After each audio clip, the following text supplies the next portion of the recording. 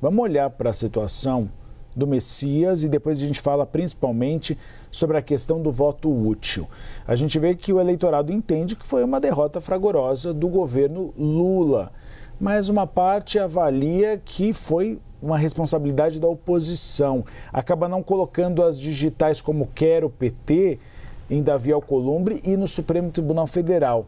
Além disso, conta pra gente, por que essa indecisão pode abrir margem também, indecisão do cenário eleitoral, para o chamado voto útil, ou seja, para votar naquele que pode superar o candidato que você menos gosta? Toda eleição fala um pouco disso, né? Tem aquele candidato que é o do coração e tem o candidato que é aquele voto mais racional, chamado voto útil. Por que eu estou levantando essa ideia aqui na nossa análise?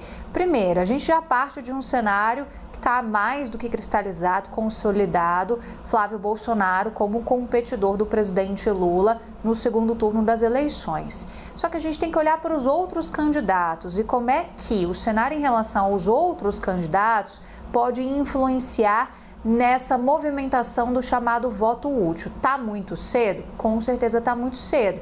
Mas olhando o retrato do hoje, se a gente for pegar, e aqui estou olhando para baixo por conta dos dados da pesquisa, essa pesquisa em específico, ela pergunta, por exemplo, seu voto já está decidido?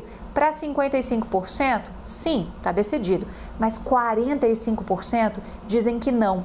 E essa pesquisa traz um recorte também em relação à percepção de voto por candidato. Então, se a gente for pegar, por exemplo, nesse patamar de cristalização de Lula e de Flávio Bolsonaro, são eleitores que já estão mais convictos. Lula, 72%. Flávio Bolsonaro, 56%. Vou dar um zoom aqui que eu não estou enxergando. Ronaldo Caiado, Romeu Zema e Ciro Gomes já têm um potencial bem diferente. E é aí que entra o chamado voto útil, porque é um eleitor que ainda pode mudar de decisão. E convenhamos, né? Vamos combinar. Tem muito tempo daqui para frente para o eleitor ainda tomar essa decisão. Tem uma percepção de que o eleitor não se engajou muito ainda com essa escolha presidencial. Então, isso pode fazer diferença também.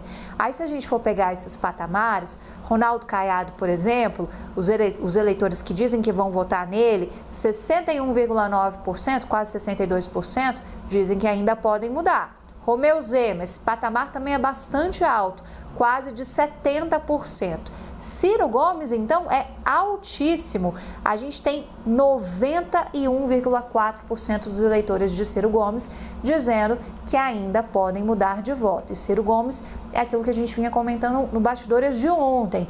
Ele é uma figura que, se for de novo para frente com esse projeto presidencial, ele pode ajudar a tirar votos da direita e da esquerda, porque ele é egresso das camadas da esquerda, ao mesmo tempo que ele foi rumando mais para uma posição de centro-direita, e ele conversa também com esse público. Então, é um ponto de preocupação, porque pode ajudar a tirar votos de um lado e de outro, e por isso a gente tem que prestar atenção nessa mobilização também em relação a essas indefinições desses eleitores. Então, o eleitor está indeciso e aí ele pode destinar seu voto útil a Lula ou a Flávio Bolsonaro, para que você não vote com o coração, mas tenha aquele voto mais racional em relação a esse pleito. E aí o que a gente observa principalmente pós-rejeição do Messias? Quando a gente perguntava para as fontes governistas, o que vocês vão fazer daqui para frente?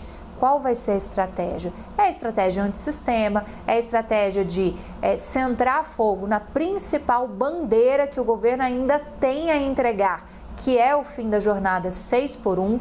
Essa é uma obsessão do governo Lula, eles estão com uma articulação muito forte em relação a isso e contam com a Câmara dos Deputados também como agente facilitador, e essa mesma pesquisa, ela traz percepções interessantes também sobre o fim da 6x1. Primeiro, uma pergunta básica, pergunta ao eleitor, o que vocês acham do fim da escala 6x1? 73% aprovam, e aqueles que são contra, 21%. Então, é um patamar muito alto da população. E a pergunta que mais interessa ao governo Lula: como o fim da escala 6x1 afeta a sua avaliação do governo? Para 46%, melhora a avaliação do governo. Então, as pessoas vão colar isso a essa percepção sobre o governo. Para 19%, nem aumenta, nem diminui a avaliação. E para 24%, piora a avaliação. Então, isso aqui ajuda a explicar o porquê que o governo está muito empenhado em entregar o fim da jornada 6x1, com aquela escala, muito provavelmente de 5x2, mas com vários debates de mérito, muita pressão do outro lado do setor produtivo.